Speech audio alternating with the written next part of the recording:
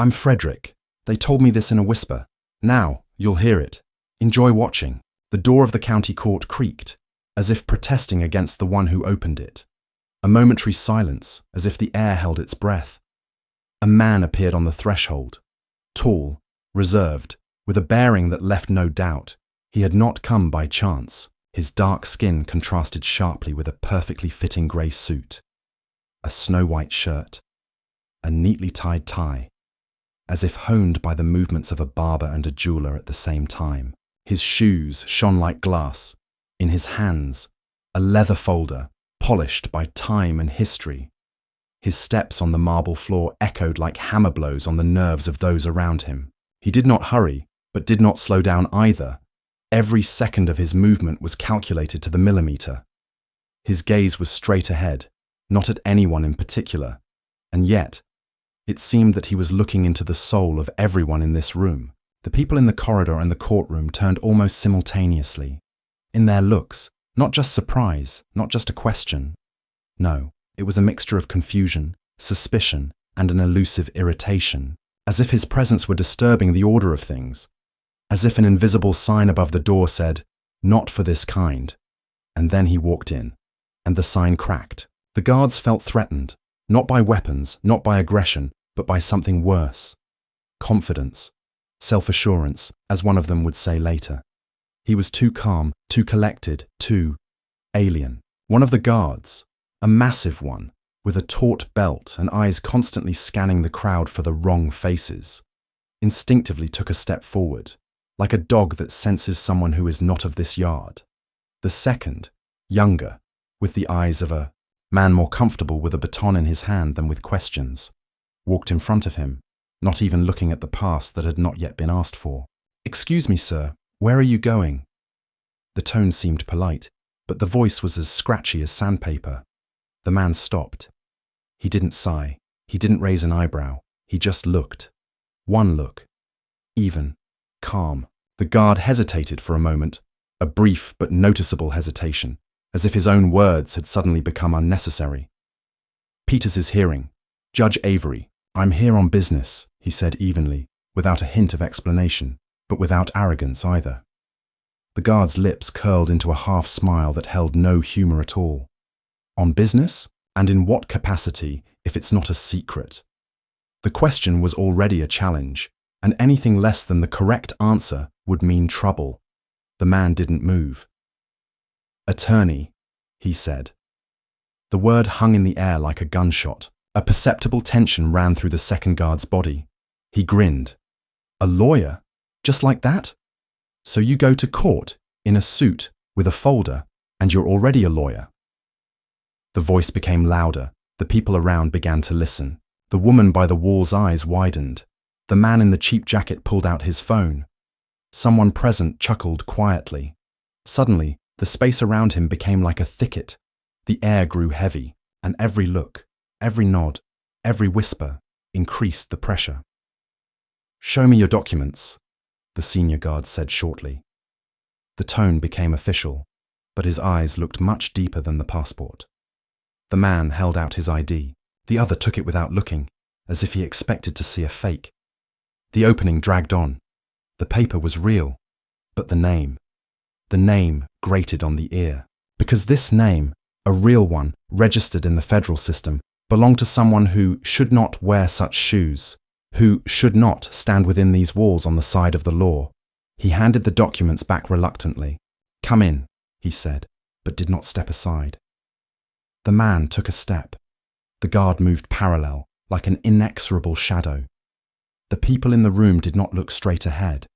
They glanced sideways, whispered, waited for failure. Waited for him to stumble. Waited for the guards to stop him. At such moments, silence is louder than any screams. And he heard it. Every second, every restrained breath, every gnashing of teeth behind smiles. The courtroom was already full. The judge did not appear, but the secretary wrote down names, folders flashed, papers rustled, and all this died down as soon as he entered, instantly. A pause, unnatural, as if he were a virus in the system. Not an entrance, but an intrusion. And again a look. The secretary raised an eyebrow. One of the lawyers, an older white man with stains on his hands, exchanged glances with the prosecutor and whispered something. The man walked to the defense bench and sat down, not looking at anyone. He knew this was just the beginning. He sensed that the atmosphere here would not change overnight. He knew that they weren't looking for truth here. They were looking for failure. And yet he came anyway, because he knew that today would be the day someone would fall. And it wouldn't be him. He hadn't taken 3 steps toward his seat when a bailiff came out of a side door with a lazy creak, white, tall, with a protruding belly and a moustache like a parody of the old army. His eyes immediately caught the man in the grey suit, and his face twisted into a barely noticeable grimace, almost imperceptible to an outsider's eye, but all too familiar to those who had seen it 100 times. It was not simple hostility. It was the certainty that before him was someone in the wrong place. Someone who should be standing outside, waiting in the corridor, sitting in a queue for social assistance, but in no way be part of the procedure, not be equal, not be legal. The bailiff was in no hurry. He walked leisurely, as if observing his victim from afar, like a hunter who is confident of his prey. With each step, his confidence grew, and with it, the feeling of power grew. He came closer, stood next to him, didn't say hello, didn't introduce himself, just said, "Where are your IDs?" His voice was languid. There was laziness in it, but underneath it was ice, hardness, aggression. The man slowly held out his ID. The bailiff took it with 2 fingers, as if it was something dirty. He didn't look at it for a long time. He held it. Then he unfolded it and began to read, first silently, then out loud. Name, position, federal jurisdiction, signature, seal. But he still didn't believe it. Didn't want to believe it. A federal attorney then?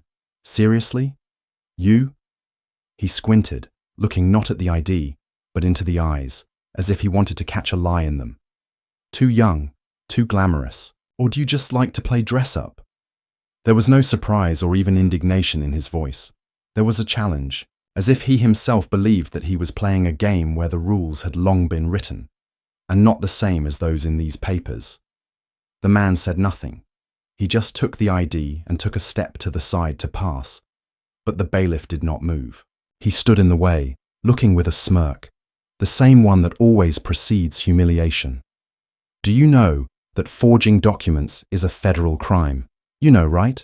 Now raise your hands and put the folder on the bench, slowly. The voice became louder, and now the whole room heard it. People turned around. A woman in a dark suit leaned toward her neighbor and whispered something. An old man in glasses raised his eyebrows. A young guy, an intern, standing by the wall, suddenly turned on the camera on his phone. And all this, under the silent observation of dozens of eyes in which one could read not support, but hunger. Hunger for a spectacle. The bailiff took a step closer. Too close. The man did not retreat, but did not resist either. He put the folder on the bench and raised his hands as required. "We'll search you," the bailiff said to his partner. The latter, already with a sly grin, came up to him, started feeling his pockets, ran the back of his hand along the sides, lifted his jacket, ran it along the belt. The man was silent. He knew. Any word would be used now not against him in court, but right here, as a pretext, as an excuse, as fuel for humiliation. The bailiff came closer, looked into his face. "You probably have a good lawyer, huh?" he hissed, laughing, although no one was laughing with him. "Or are you defending yourself? In the ghetto, they probably learn that quickly, huh?" The man looked into his eyes, without rage, without fear, without guilt, only fatigue. The same one that collects drop by drop since childhood. When you are followed in the store, when they check your ticket twice, when they ask you at the university if you are really a student and not just a street person, when a woman clutches her bag to herself in the elevator, when you are buried alive before you can even open your mouth. The bailiff fell silent. Something inside him trembled, but he immediately hid it behind his voice. "The judge will be here soon. I wonder what he will say when he sees you here." Maybe he will think you are lost, or have decided to play, I am the law. Yes? The man remained silent.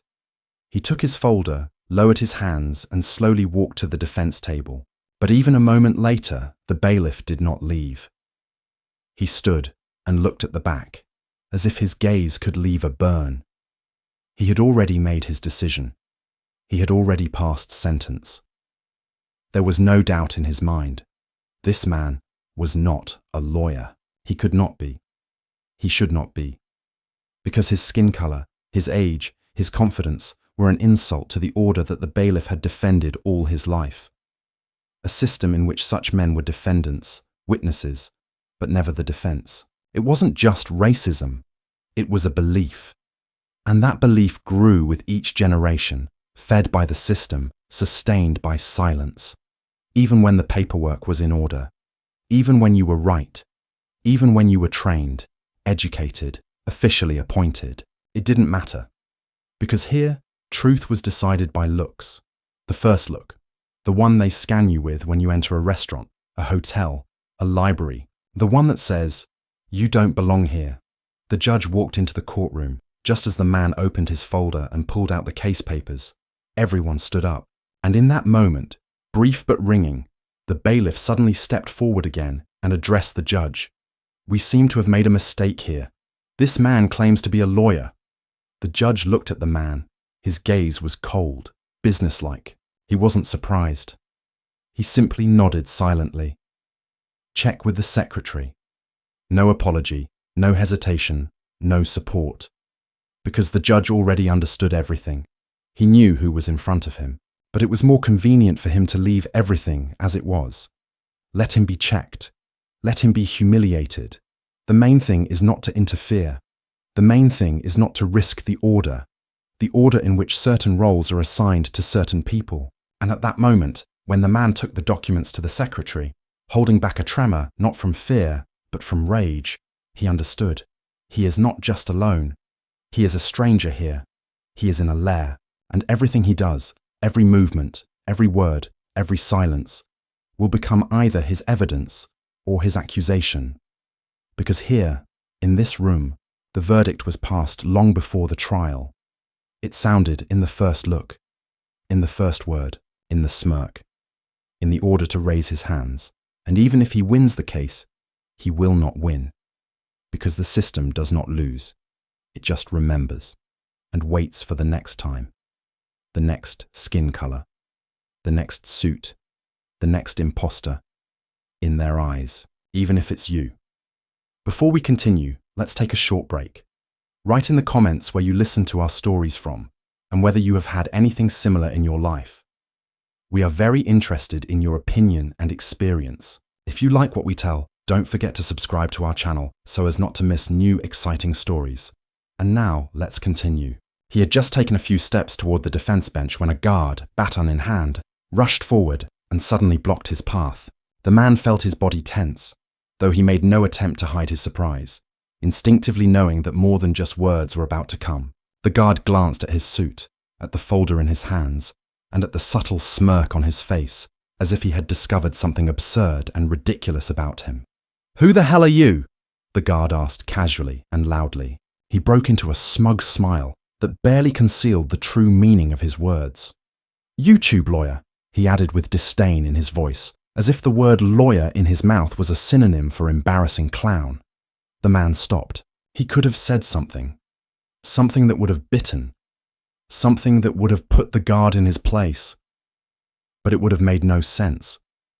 In the end, he knew. These words were not for him. These words were for the entire courtroom. They were for those who stood, sat, watched, and said nothing. They were for those who lived in this world where the courts were not places of truth, but arenas, where racism was not the exception, but the rule. And, as bitter as it sounded, this was what was waiting for him here, in this courtroom. The guard, sensing the pause, continued speaking. "What are you doing here anyway? Just to take part in some kind of play? What, role-playing? Take off your suit and go, kid. Line up, wear it, swear like everyone else. What are you doing playing lawyer?" He turned to his partner and gave a short laugh. It was not just an expression of amusement, it was a blatant humiliation, a simple form of mockery. Each laugh was like a hammer to what had recently been called pride. The man felt his insides tighten. His eyes did not betray irritation, did not betray anger. He was simply silent, but something in his chest seemed to be squeezing, as if a clenched hand was squeezing his heart harder, forcing it to beat faster. One of the guards moved away slightly, but only to give a signal to another. The man felt his shoulders begin to tighten, the air in the room becoming thicker. For a few moments, everything froze. Everyone was checking him out with their eyes. Some, without hiding their movements, took out their phones. He could not even look at them. These pictures would be instantaneous. These pictures would be stored in the memory of everyone who was watching him now. But at that moment, he again felt their gaze, like gunshots, like painful scratches on his skin. The man did not resist, despite the internal storm. There was no fear in his eyes. He knew that no amount of struggling would help him here. The folder of documents he was holding onto so tightly suddenly slipped out of his hands and fell to the floor. Boom! And the sound of it falling sounded like a roar in his head. That's it. He stood with his head down, about to pick it up. He knew that at that moment, the whole stream of contempt would fall on him. And he was right. The guard smirked at the folder, then at the man, then picked it up and threw it at his feet. The folder he had lost was now the object of his humiliation. "So, this is what you're carrying, lawyer," the guard said, and shook the contents onto the floor. Torn papers, old reports, licenses, signed documents, all of it flew in all directions. "I don't know how much you searched on the internet, but your papers are not for this job, boy. What? Did you come to act in a movie?" He leaned toward the man, looking into his face, his breathing harsh, his eyes lit with the fire that had just been extinguished in the courtroom. Everything around him began to blur. The people in the courtroom turned their heads again, laughing openly, squinting with pleasure. Some clearly felt their laughter filling the room with a new power. They were not part of the court. They were part of the spectacle, part of the pack. The woman with the gold jewelry around her neck glanced at her watch, then turned back to watching with a smile. The man with the swollen eyes who sat in the front row took photographs and did not hide his malicious smile. For all of them, this was not just an event. This was a moment when truth was destroyed and there was no room for justice. This was a moment when someone who tried to be someone important was brought down, exposed, torn apart in front of everyone. The guard stood before him, looking into his eyes with relish. He waited for the man to do something, to respond, to explode, to at least apologize. But the man stood there, motionless. His fingers barely moved as he knelt to gather up his papers. As he tried to pick up the folder, his hand suddenly caught the boot of the guard who stood on the corner of it. "Aren't you ashamed? You're being mean, aren't you?" The guard looked at him with the superiority that could only come from someone who felt like the world was on his side.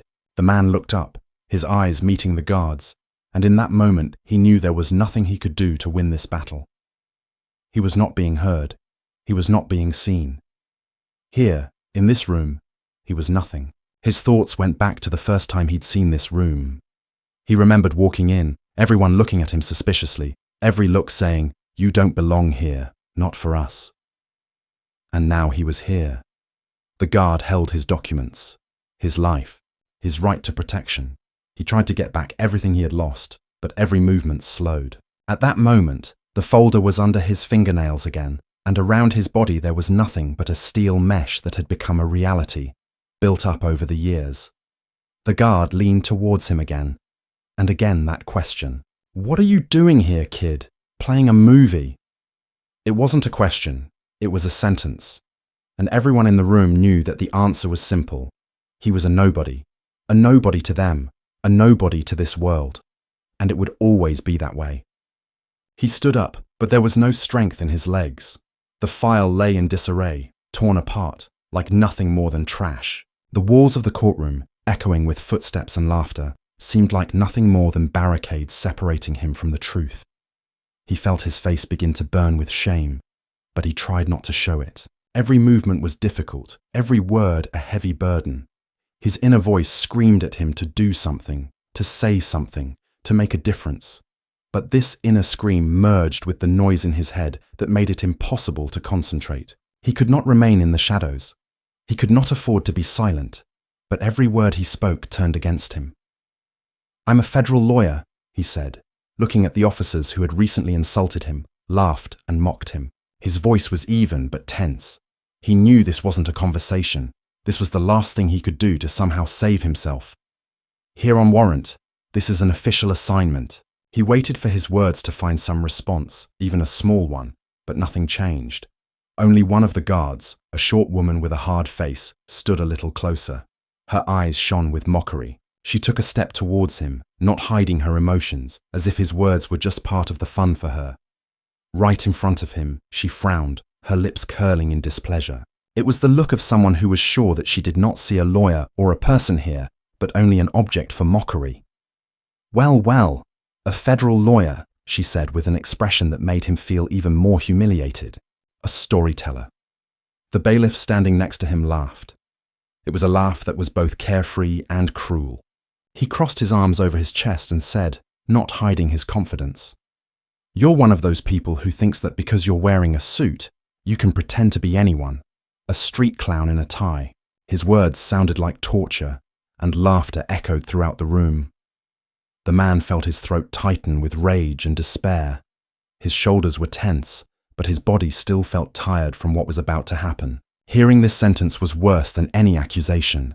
It didn't matter what was true. All that mattered was what they believed to be true.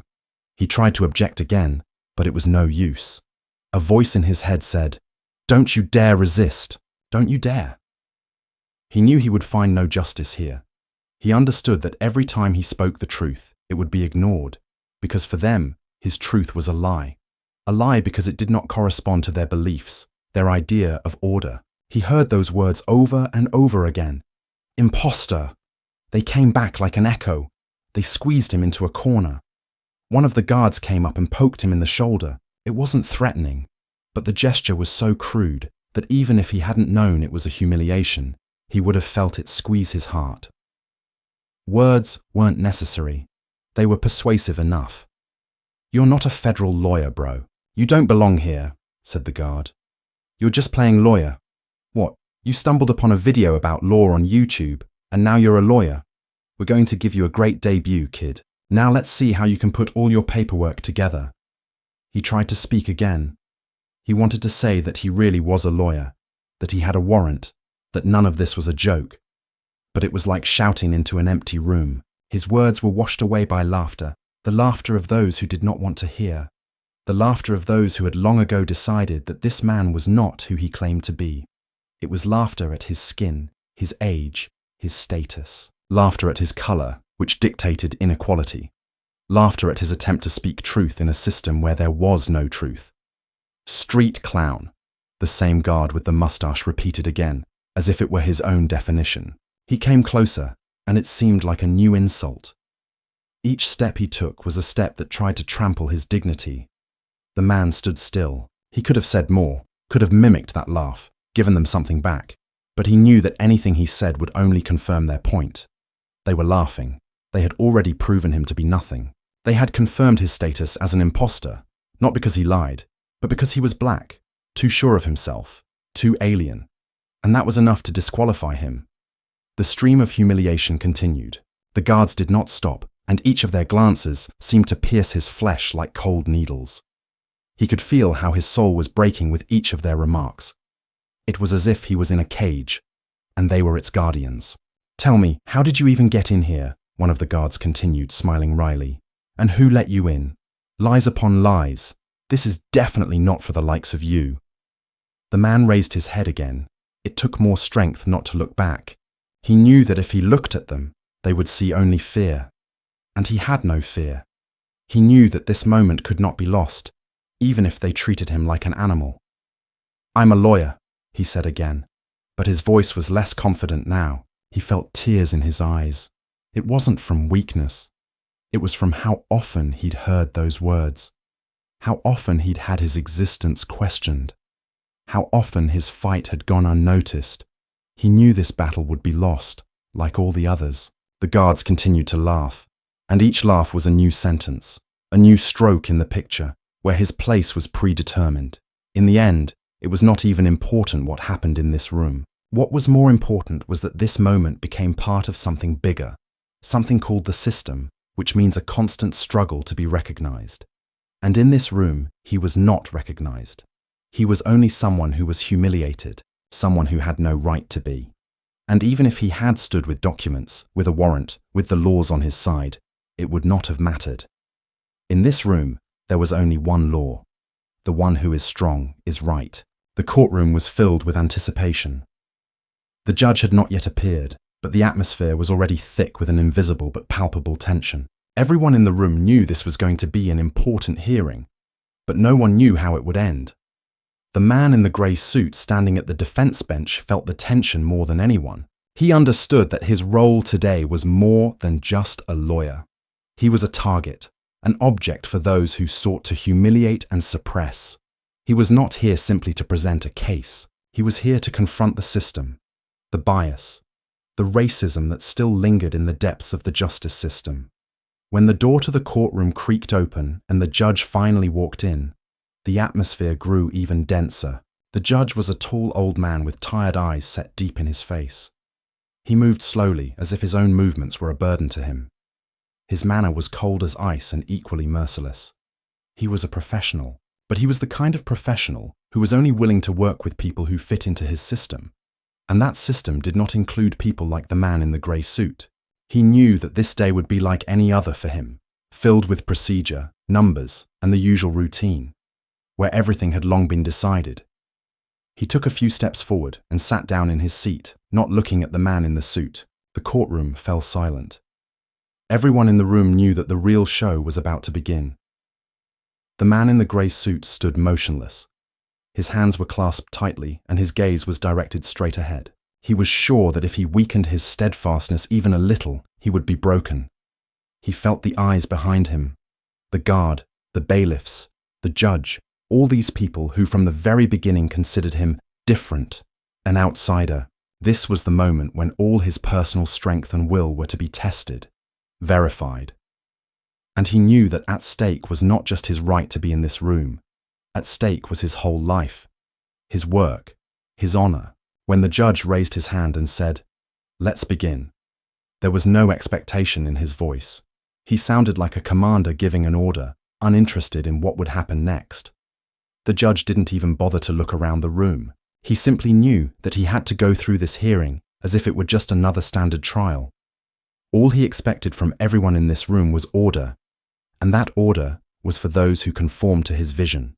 To him, the man in the grey suit was an accidental nuisance. But then something unexpected happened. One of the guards, who had been standing at the entrance to the courtroom all this time, stepped forward.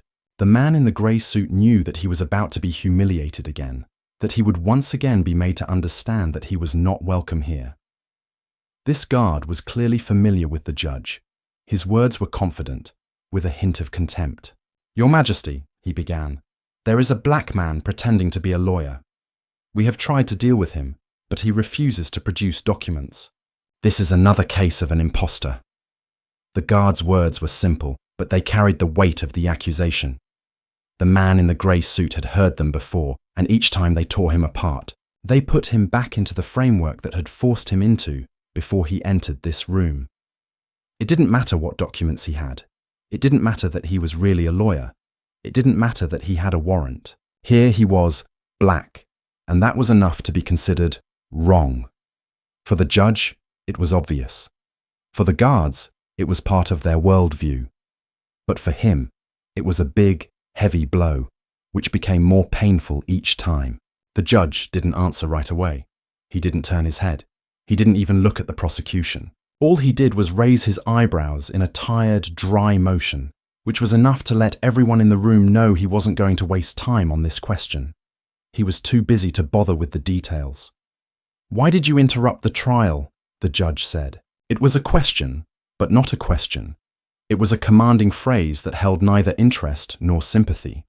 It was a word that demanded an answer, but did not need one. He already knew that this was the wrong man. He already knew that this was all a mistake, and he did not want to waste his time on it. One of the bailiffs standing at the entrance quickly responded. "There is someone here," he continued, "who is playing a lawyer. He pretends to be one, gives advice, submits some documents, but he is just a street clown who wants to get into the show." The man in the grey suit felt a chill run through his soul at his words. He knew that even if he was right, even if all his documents were genuine, it was not enough. There was no truth in this room among these people. It was all just a game where he was put in the role of a man who could not win, could not be recognized. It was a performance in which there was no chance of victory, no chance of justice. The judge was silent. He still hadn't looked at the man standing before him. He hadn't even opened his papers, hadn't checked his documents. All that mattered to him was order. And order here meant that this man had no right to stand before him. He was alien and ridiculous to him. He was only dark-skinned, and that was enough to exclude him from all rules. "Okay," the judge said finally, his voice irritated, as if he was uncomfortable answering the question. "Let him show the documents, but don't delay the process." The man in the grey suit stepped forward, but each step he took felt like a weight he was dragging behind him. He held out his hands with the documents, but as he felt the guards looking at him, as his hands shook with tension, he felt that they were assessing him again at that moment. They were not looking at the documents. They were looking at his hands, at his face, at his skin color, at every movement, at every word he spoke. Everything he said seemed wrong, and those words, those documents, meant nothing. The judge took the documents, glanced at them, and handed them back, without saying a word. He was not interested in them. They were not important to him. What was important was the order he loved so much. "Well then," said the judge, "let's continue." The man felt his chest tighten with pain, with the knowledge that he had lost again, not in court, not in the case, but in life, in what prevented him from being a man, what prevented him from being a lawyer, in what the world saw him through only one prism. And even if he was right, his truth was not enough. Before we continue, let's take a short break. Write in the comments where you listen to our stories from, and whether you have had anything similar in your life. It is very important for us to know your experience and opinion. If you like what we tell, do not forget to subscribe so as not to miss new exciting moments. And now let's continue. He stood at the defense bench, holding his papers in his hands like a shield about to crack. The room was tense again, but it was not the reverent silence that usually precedes the start of a trial.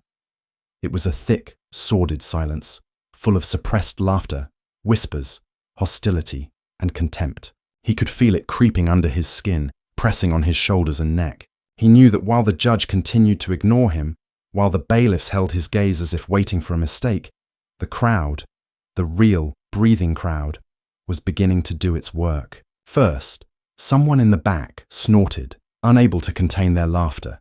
It was a dry, mocking sound, barely louder than a breath, but it already had everything: distrust, mockery, pleasure in someone else's humiliation. The man did not turn around. He knew that if he turned around, he would give them what they wanted: a reaction, vulnerability. But he heard someone next to the snorter say, "Look at the way he's holding himself, like he believes he belongs here." Laughter followed, louder this time, more brazen. Faces turned. The people closest to the aisle began to whisper. Their voices were restrained, but not too restrained. They wanted him to hear. They liked that he heard. They were not observers in this game, but participants. And every look, every word, every whisper was a blow to his back. He stood there, stubbornly, not looking up, but he couldn't help but hear someone say behind him, "Is that how it is now? Anyone can put on a suit and pretend to be a lawyer." There was no question in those words. They were a statement. The judge, without looking up from his papers, made no comment. The bailiffs didn't react either, because everyone understood that such remarks were not a hindrance, but confirmation. Confirmation that this person was an alien element, a mistake, a violation of the usual order. The woman in the front row, an older woman with rings on her fingers and a short, neat haircut, turned sharply toward the defendant, but said loudly, deliberately, without addressing anyone in particular, "Is that how it is now, huh? You put on a suit from someone else's shoulders, and you're already a lawyer. The world has gone crazy." Her voice was firm, confident, and everything she said instantly became the opinion of not only hers, but also of the entire part of the hall that had been silent all this time. Because she said out loud what they were thinking. She said it loudly, with the awareness of impunity. He heard it, and he remembered it. Not because of the sharpness of the words, but because of their ordinariness. The words weren't a curse. They weren't outright hatred. They were simply an expression of a world view that people his colour had no right to dress like that, to be so confident, to have such a profession. He felt the blood drain from his face, the chills seep into his bones. He wanted to scream. He wanted to throw the papers down, to shout, "You don't even know who I am!" But that would have been confirmation of their expectations. He was trapped. To speak was to lose. To remain silent was to agree. The crowd continued to live its own life. A man with a newspaper leaning against the wall whispered in someone's ear. Probably through connections. Otherwise, I wouldn't have gotten in here.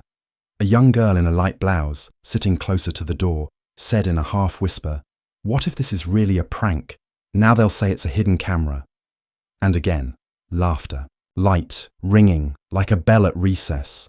Like children who have found a toy that they can break. And they knew that he could hear. That's exactly why they said it. Because humiliation is not only in words, it is in the certainty that no one will punish you for these words. Not a judge, not bailiffs, not the law. He stood like a marble statue. On the outside, calm. On the inside, a storm. He felt his breath getting shorter, his chest tightening. Every look was a blade. Every word was salt in the wound. He knew he had no allies. His presence was perceived not as a defense for someone, but as a threat to everyone. He was in this room not as a representative of the law, but as a violation of it.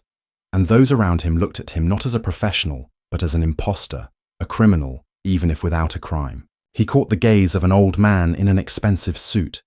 He looked at him attentively, squinting slightly, and noticing that their eyes met, slowly shook his head, as if to say, "You know that you should not be here." It was not anger, it was confidence. And that was more frightening.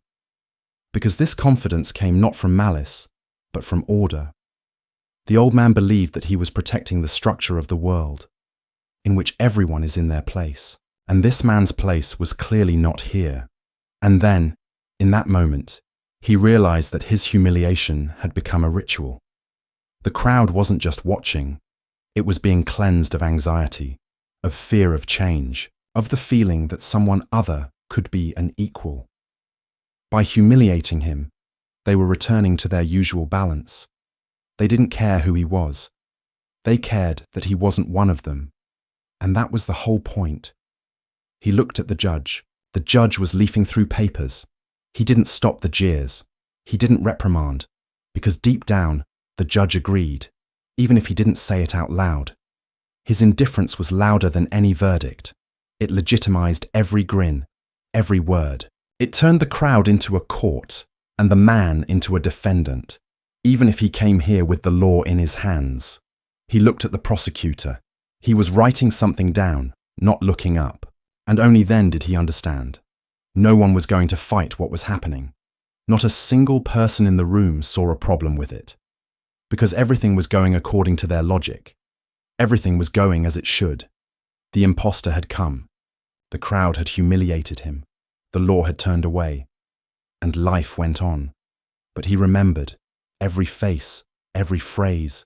He remembered them not for revenge, but because he knew this is not the first time, and not the last. He remembered because in this world where his truth is rejected, memory is all he has. And maybe one day this memory will become a deed for which they will answer. Not them, but the system. He stood amid the ridicule, the looks, the thing that seemed the most evil of all, indifference.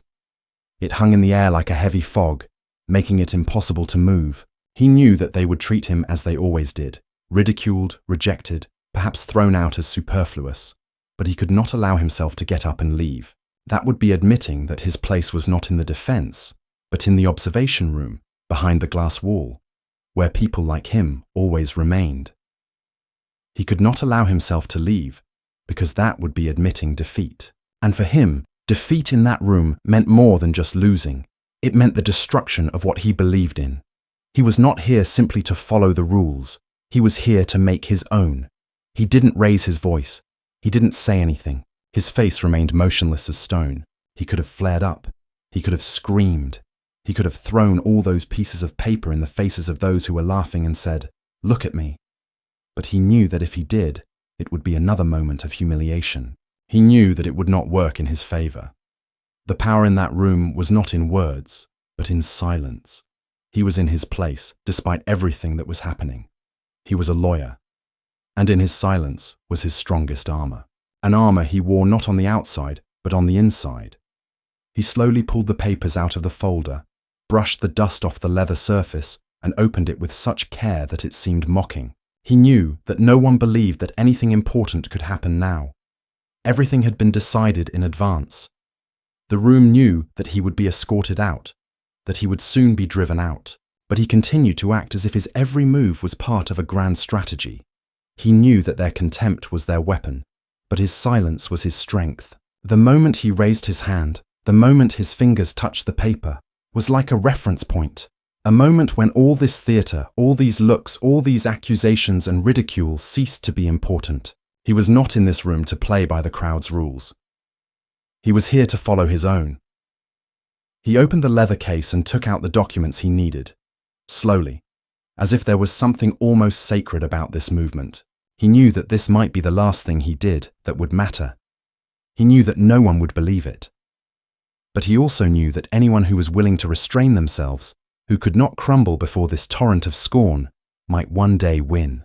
He did not expect anyone to change their minds at this moment, but he believed that his fight would matter, even if it ended not here, not in this room, but somewhere else, where people would hear him, where he could say, "I did not lose," where his truth would be heard, not here, but somewhere further. Everyone in the room continued to look at him with disdain, with a mocking smile. They saw how he hugged his documents, how he held them as if they were jewels. But no one realized that these papers, his documents, were not just formalities. They were his weapon, and he knew that he could still win. He did not need anyone's mercy. He did not expect that anyone would ever appreciate his work or his struggle. He was ready to be made another example, to be made another clown, as the guards said. But he knew that this role was imposed on him, not by them, but by them. And so, when the room was filled with a new round of laughter, when even the guards in the corner of the room did not restrain their superiority, the man continued to leaf through the pages, trying to keep his eyes on the documents and not on those who were watching him, who were waiting, who were making it clear that he had no place here. They did not give him a chance. They did not want him in this game. They wanted him to understand that he was nobody. But he knew that he had this silence, and his silence was his strength. He looked up, and at that moment the judge, the man whose silence had always been his personal shield, finally broke it all. He glanced at the papers, but saw nothing of importance. He did not look at the man. He looked only at the paper, at those letters, at those seals, and his gaze was the same as always, cold, indifferent. He raised his hand and said, "Well, let's continue. All issues have been resolved." At that moment, the man realized that the judge didn't care what was on the papers or who was in front of him. For him, it was all just another case, just another little episode that had to be overcome. For him, his life, his struggle, his documents didn't matter. But the man didn't leave. He didn't give up.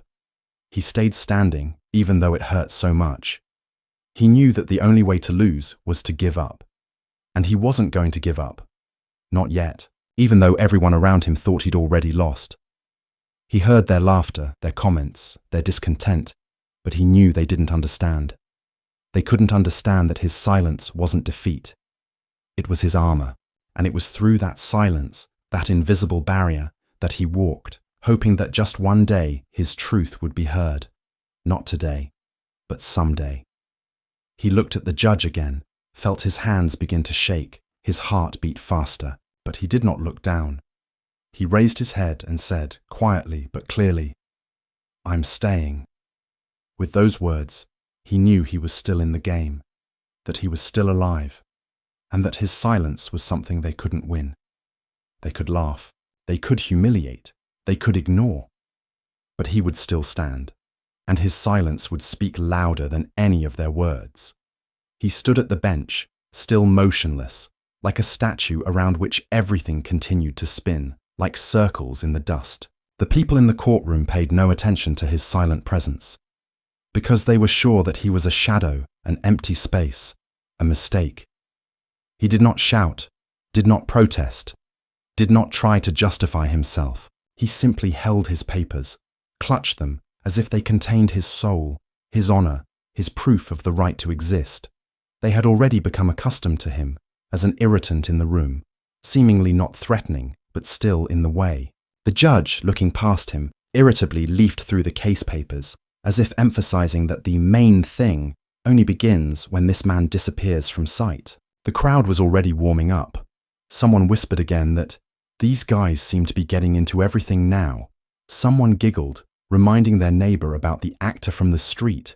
Someone even stood up to leave, deciding that the show was over. He knew this was the perfect moment, and not because the audience was ready, but because the audience was absolutely sure that it was in control of the situation, that everything that was supposed to happen had already happened, that nothing important should be expected from him. And this is precisely the main power of surprise. He slowly pulled the last document out of the leather folder. The movement was careful, as if he was taking out not paper, but a weapon. He ran his fingers along the edge, shook off invisible dust and straightened the sheet, as if straightening his spine before a jump. The paper rustled dryly and confidently. He stepped forward. Not a single guard stopped him, not because they believed him, but because they were sure that he would come up to them now, try to sell them something, and they would finally take him out. And everyone would be able to breathe a sigh of relief. Another misunderstood would leave. He walked down the aisle slowly, measuredly, like a procession.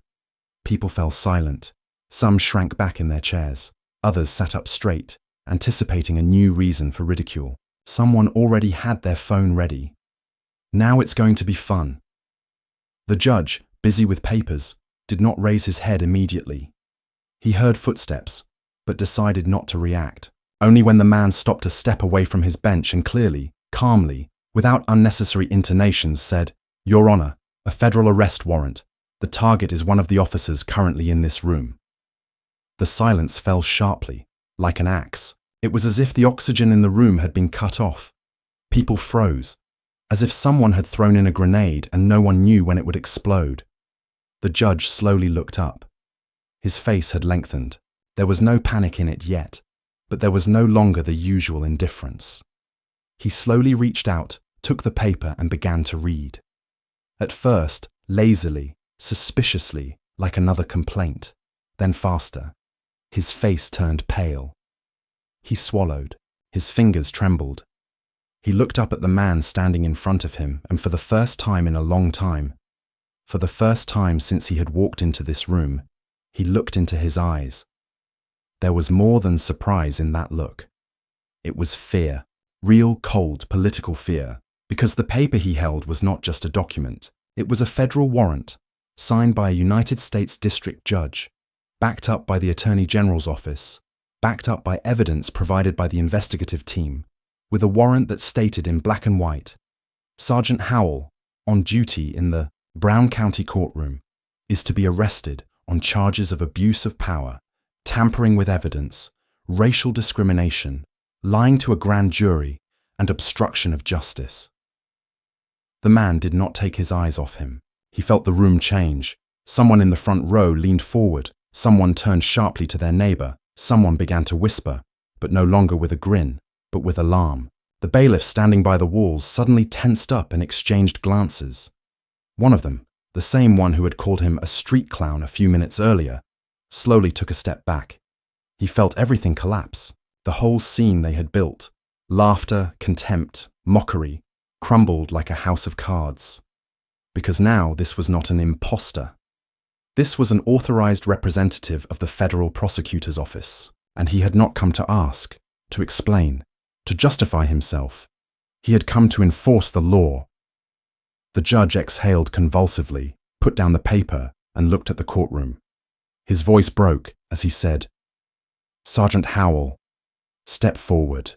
The officer by the wall didn't move. He stood stock still. His face turned ashen. He realized that at that moment, everything he had built over the years, the network of fear, control, manipulation, was collapsing, and it was being destroyed by the man he had humiliated. Right now, before his eyes. The man took a step to the side, pointing at the officer. "I am under orders to detain him and turn him over to federal custody. The warrant is effective immediately. Are you aware of your rights, Sergeant?" Sergeant Howell didn't answer. The room was dead silent. People who had been laughing were now afraid to move. The person filming slowly lowered his phone. The woman with the rings in the front row bit her lip. Someone whispered, "Damn, he's a lawyer." Someone said, "Wow." The guards stood motionless. They didn't know what to do. The man stepped closer to the accused and repeated, "Please, no resistance. I have no intention of humiliating you, unlike what you did to me." The sergeant wavered. He raised his hands. He stood up. No one clapped. No one said a word, because there was no celebration now. There was shame. A furious, sharp shame spreading throughout the entire room, from the chairs to the stands, from the judge to the audience. Because now it was clear. They were all accomplices. Everyone laughed. Everyone was silent. Everyone allowed it. The man took an ID from his inside pocket and handed it to one of the bailiffs. He glanced at it and immediately looked away, as if he had touched fire. The judge said, I'm required to comply with a federal warrant.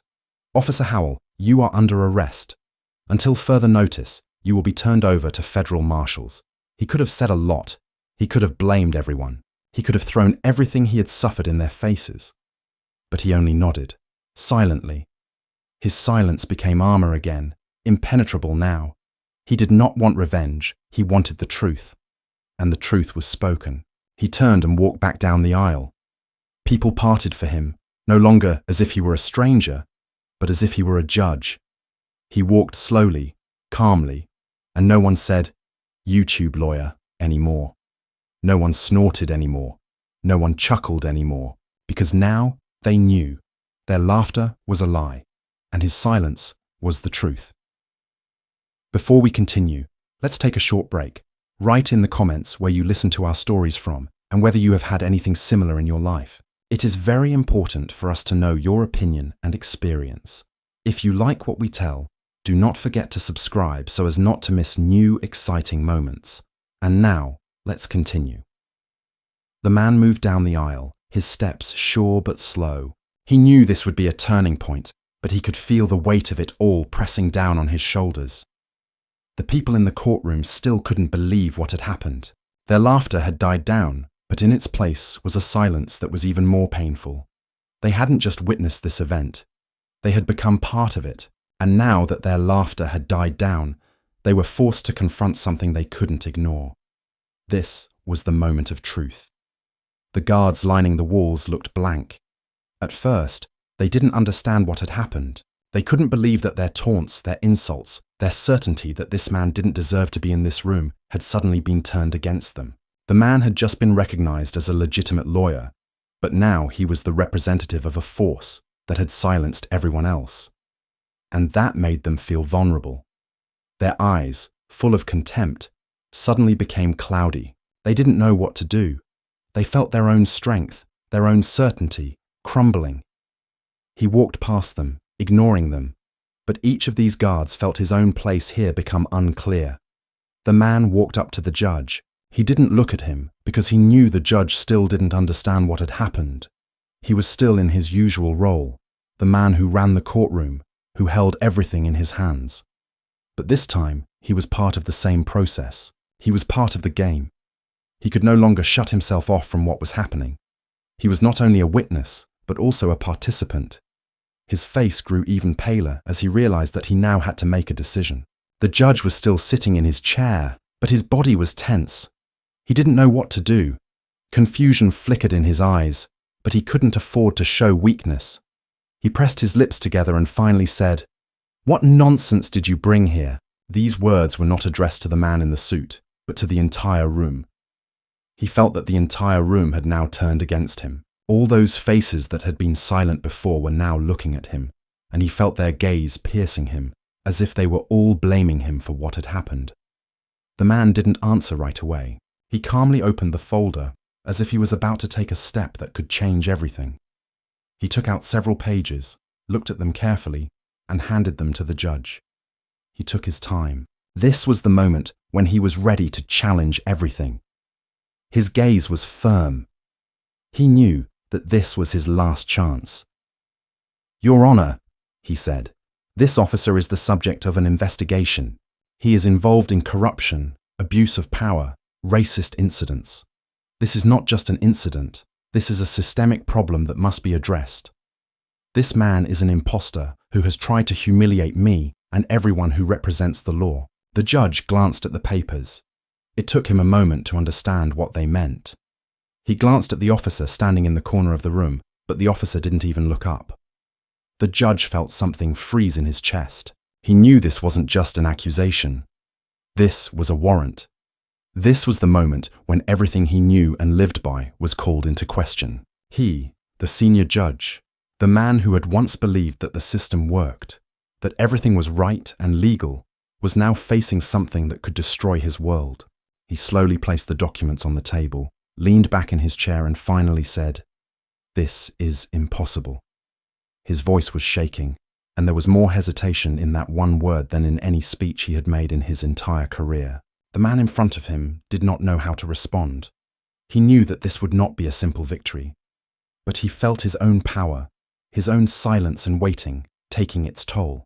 He made this judge feel that he could no longer remain neutral, that he could no longer be part of this system. The judge looked at the same officer. His face paled even more. He took a step back, as if trying to hide, but it was too late. The man in the suit walked up to the table and placed the documents in front of the judge again. He did not move. "This is a warrant. It was signed by a senior judge," he said, keeping his voice down. "And this warrant states that you, Your Honor, must act according to the law. If you can't, then we will be forced to act at the federal level." The judge was too stunned to respond. He couldn't think of anything to say. He realized that his world, the world he had been so sure of, had suddenly collapsed. He was no longer the judge. He was no longer justice. He was part of the very mechanism he once thought he could control. He was part of a system that was now not on his side. At this point, the guards began to stir. They looked at each other, unsure of how to react. The man standing next to them began to slowly back away, but he couldn't take his eyes off what was happening. He felt the darkness thickening around him, as if this true darkness that he had hidden for so long had finally come to light. The judge began, but he didn't know what to say. He looked at the officer, who now stood there as if devastated. He knew that this moment would change everything. He knew that now he had to make a decision that could change his life forever. The officer took a step back, but his face was still one of defeat. He was done, and it showed in his eyes. He realized what he had lost. He realized that he had become part of this chaos, and he was so entangled in this world that he could not leave it without consequences. The crowd in the hall stood tense. Someone muttered something under their breath, but everyone understood that there was no longer any joy or condemnation here. There was only silence, a heavy, merciless silence that would decide everything. And in this silence was the answer to everything. He was not an imposter. He was the one who came here to show that the truth matters, that silence is not an admission of defeat. This was the force that would destroy the system. The courtroom swallowed his steps, and despite all his outward confidence, he knew this was the moment when he could lose everything. The officer, already robbed of his strength and self-confidence, could not believe what was happening. His body jumped from one sensation to another, and he was ready to run. Just get out. Run away from all this, from this cruel truth, from the fact that his world was collapsing right here, right in front of him. He turned, quickly moving towards the door, towards salvation. He was ready, if not to escape, then at least to pretend that it was not his fault. "It's not my fault," he heard in his head. "It's not my fault. I was acting on orders." He was sure that if he got out, if he simply walked through the door, this nightmare would end. He forgot that this time everything was different than usual. He forgot that behind his every step there was no longer just a threat, but a force that would turn his entire existence around. As he took his first steps towards the door, as if seeking safety, he did not notice how the imposter standing in the very center of the room moved forward. The man in the suit, who until that moment had remained simply a participant, was now becoming the author of what was happening. He followed him, step by step, without haste. He was not just a lawyer. He was the one who was now tearing apart the fog created by this world. A world in which this officer was accustomed to remaining in the shadows. And now, when this imposter raised his hand, everything changed. "Detain him!" he said loudly, clearly, without hesitation. It wasn't just a word, it was an order. He didn't demand respect, he didn't ask for understanding. He simply gave the command, and in that moment it became clear. He wasn't just an extortionist, not just a face in a suit. He was the man who now held power in his hands. He was the one who could bring down this world, turn everything he knew upside down. There was a rumble. The officer tried to quicken his steps, but he couldn't. He was slowing down, as if the air had become too thick. He knew that one of the guards could block his way, but he didn't believe that would happen. It was all too obvious. He was sure that everything would end simply. But now, when he noticed the moving silhouette in front of him again, something unimaginable came over him. He stopped. He was trapped. He tried to take a step to the side, but he was immediately surrounded. He couldn't move. All eyes in the room were on him. And they weren't filled with that slight bewilderment like before. There was anxiety in them. There was confusion in them.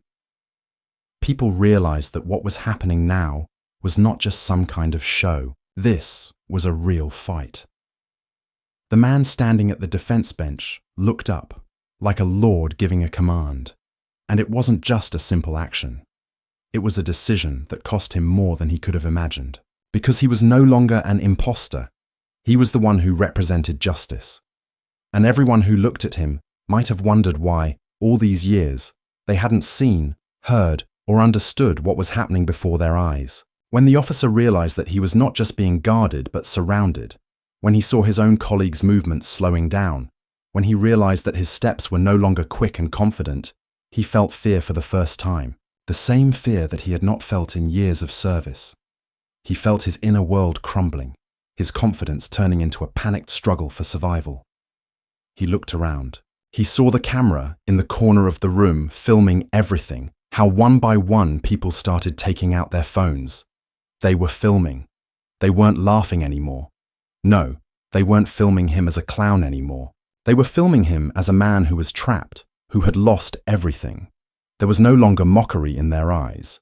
Now they understood that their spectacle had become reality.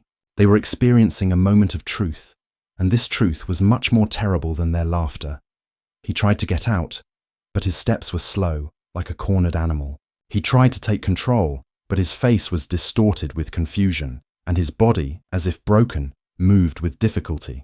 He noticed that the guards were no longer just standing, they began to move around him. In one movement, they closed the circle. He was locked in. The camera in the corner of the room continued to film, and it seemed that its lens was now the harshest court.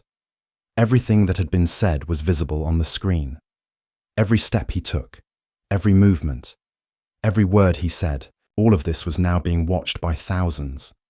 There was no sympathy in their eyes. There was truth in their eyes. And this truth was bitter, because they realized that what they were seeing was not just a game. This was a real moment of truth, a moment when the unbearable was brought to light. The one they had considered a mistake was now the source of justice. Sergei, the same officer who had recently been confident and proud, suddenly stopped moving. He felt his fingers begin to tremble. He realized that his world was destroyed, that now everything he had built like a sandbox was dissolving under the weight of the truth. He looked into the eyes of the one standing in front of him, but now he no longer saw that imposter there. He saw the man who had come and become the power. The people in the room started looking at each other, and there was fear in their eyes.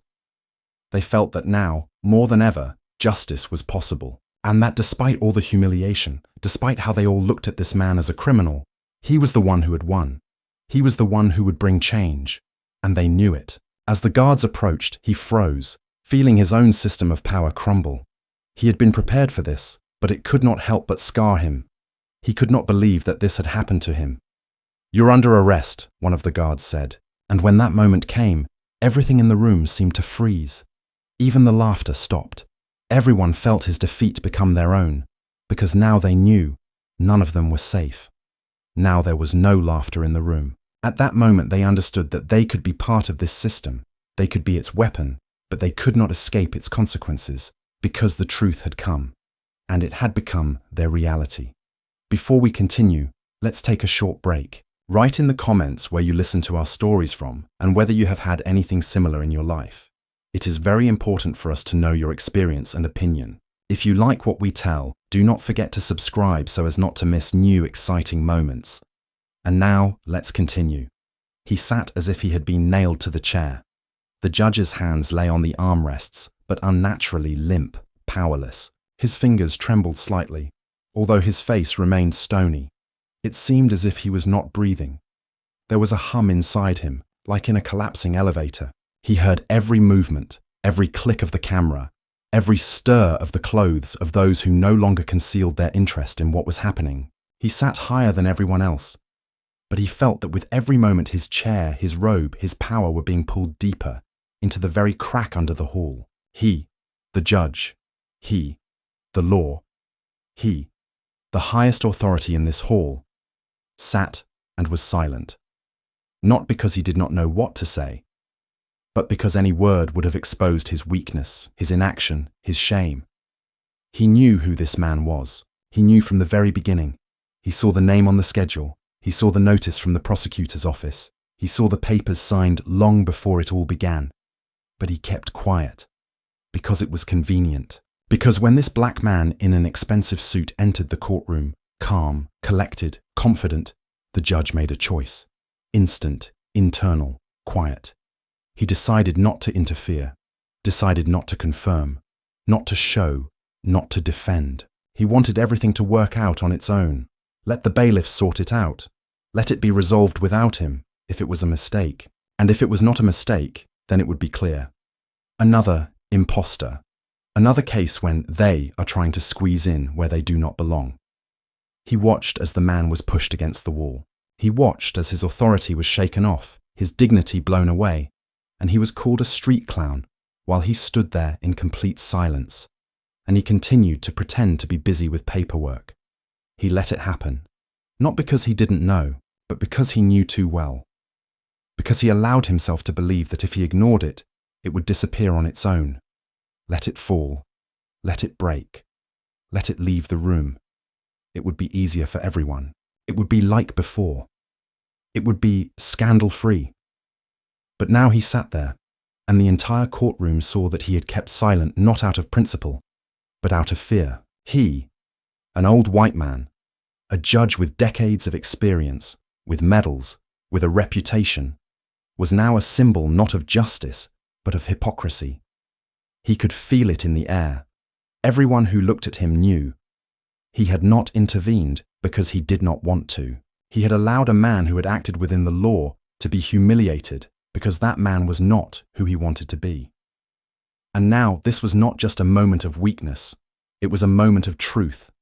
He didn't apologize. He didn't say a word, although he knew he had to. He had to say something, at least a phrase, at least a hint of confession. But he couldn't. His tongue stuck to the roof of his mouth. His throat tightened. Because any word would be a confession, and confession is a fall.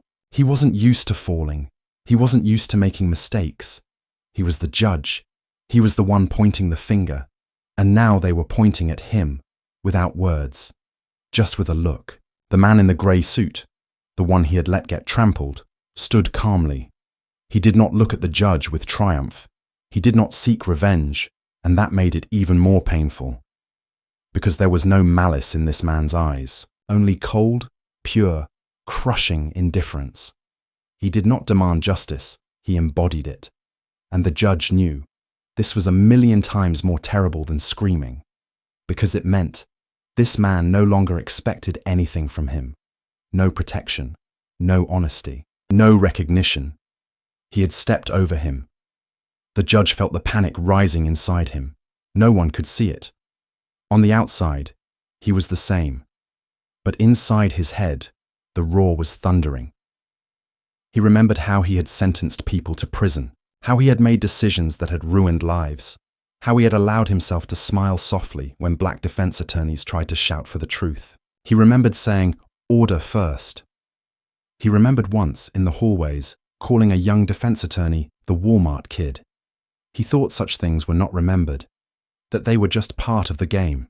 And now he sat there, and the entire courtroom knew, he saw, and he did not stop. He protected the officer who had just been escorted out, unofficially. He allowed him to be tough, but effective. He received reports, but he didn't read them all the way through. He knew he was overstepping his bounds. He knew there were complaints, but he always chalked it up to emotions, fatigue, hard work. And now this man was facing federal charges, and he had allowed them, not directly, but in fact. And now it would all be on video. The judge suddenly realized. Video, the entire scene, the entire process, every moment, from the insults to the warrant, filmed, already on phones, already on social media, already in the news, already in the headlines. He saw, not with his eyes, but with his mind, how his face would be on the screen, not as a keeper of the law, but as the one who allowed it to be broken, who allowed the humiliation, who did not stop. And it will not be a scandal. It will be a stigma. Forever. He felt his robe no longer warm him. His chair no longer supported him. Every glance in the room was a death sentence. He heard in his head not voices, but silence. It was worse than screaming, because the silence of the room meant he had already lost. He had already been seen. He had already been exposed. The real him. Without a mask. Without a title. Without power. He couldn't look at the man in the suit. He couldn't raise his eyes, because he knew that they weren't just a reproach. They were a mirror, and he saw himself, old, scared, deprived. He didn't raise his head even when the man approached the exit, not because he didn't want to, but because he had no right, because he knew that if their gazes met, everything would collapse completely, because that gaze wouldn't be anger, but contempt, and it would kill him more than any accusation. The man walked out of the courtroom. The cameras followed him. The people in the courtroom were quiet. No one clapped. But it was a victory. It hung in the air. Quiet, without fanfare, but undeniable. And the judge was left alone, with his chair, with medals, empty-handed, and with a face that the whole country would see. The real one, without a robe, without lies, without protection. He walked slowly but surely, as if each step was measured to the millimeter. As he walked across the marble floor of the courtroom, he heard his footsteps echoing, and this echo seemed to reflect not only the sound, but also all those years of humiliation he had endured. Each of his steps was now part of something much larger than just a process, more than just a trial. This was the moment when he became a symbol of something much more important than personal revenge, than the satisfaction of defeating an enemy. He was a real lawyer. He did not say a single unnecessary word, did not reveal a drop of malice, did not allow himself to take revenge. He simply did his job. The man did not turn around as he left. He did not look at those who stood there, who laughed, who silently wondered how it would all end. He knew that those who smirked would now feel fear. Those who sat, not noticing, not understanding, would now feel the ground beneath their feet shake. Every glance that followed him was part of his truth. a truth that would not be hidden, that would be impossible to forget. He knew that everything that had happened here would remain forever. He knew that this day would change everything, for everyone in the room, for him too. He couldn't explain why, but he knew that something incredible had happened right now. Even if it didn't seem important to those who had always been on the podium, it was important to him, because he had finally been able to expose the mechanism that was hidden under the gloss of the judge's robes, under the confident steps of the police, under the carefree laughter of those who sat in the front row, who sat, confident that this world belonged to them. The officer he had just arrested was now just another pawn in someone else's game. He was not a winner. He had been played. Everything he had known about his place in the world was now in pieces. He could not believe that he had lost, that his mistakes had become public knowledge. This was not just a mistake. This was a public disgrace. And his face, as he was led from the courtroom, was not just a reflection of that disgrace, but an empty shell, wrung dry of every last drop of pride. The judge, sitting in his chair, still didn't move. He was part of this world, part of the very system that allowed people like him to sit and judge without noticing what they were actually doing. He allowed himself to be blind. He allowed himself to be part of this disgusting silence that hid the truth. He didn't take a single step, didn't move, not even when his face turned pale and he realized that his life would never be the same again. The man who had just walked this path was now outside the door, his footsteps quieter. He stood in the hallway while those still in the courtroom tried to process what had happened. He knew that this moment would change everything. He was not a spectator, he was a participant. And when the court doors closed behind him, he felt something heavy, darkened by years of humiliation, finally lift. He did not emerge a winner, a man who had prevailed. He emerged as someone who had simply done his job. His job was not a submission. It was true, and it was real. But if for him it was just a job, for everyone else it was just the beginning. The judge finally stood up. He didn't know what to do yet, but it was clear. His world, his normal order, had collapsed. Every eye in the room was now on him. He couldn't hide any longer. He was vulnerable. He knew that everyone sitting there, everyone watching this moment, had seen him, and that meant they all knew who he really was. He wasn't who he pretended to be. He was weak. He was blind. He was part of a system that continued to humiliate and oppress. And in that moment, as his arms fell helplessly, he knew the whole country was going to see this video. The whole country was going to see who he really was. This was not a court decision. This was a people's decision. This was a decision by those who realized that the truth, even hidden, will always find a way to come out. And when it comes out, it will not stop. The crowd, which had begun with quiet whispers and laughter, was now silent. This moment was more important to them than to the judge himself. It was the moment when they felt that all this might be true, that justice did exist. Everything that had been hidden was now revealed. The systems behind this humiliation, this racism, were now beginning to crumble. The woman in the front row, the one who had first spoken her sneer, now didn't know what to say. Her words, which had once sounded so confident, now seemed somehow empty, as if the very idea she was defending had suddenly lost its power. She didn't understand why her gaze was no longer so confident, why her own words now sounded like lies, because they had all understood. Behind all this was more than just one thing, more than just one person. It was a signal. It was a harbinger of change. But the man in the suit wasn't part of it. He wasn't retaliating. He wasn't yelling. He wasn't pushing. He knew that all he had to do was just be. Be himself. Be who he was. He didn't expect thanks. He didn't expect recognition. He knew that the truth isn't something that waits for praise. It's something that comes out, no matter how many people ignore it. And once the truth comes out, it doesn't go away. It was a turning point for everyone in that room, for the entire country. He was not a hero. He was not perfect. He was just a lawyer.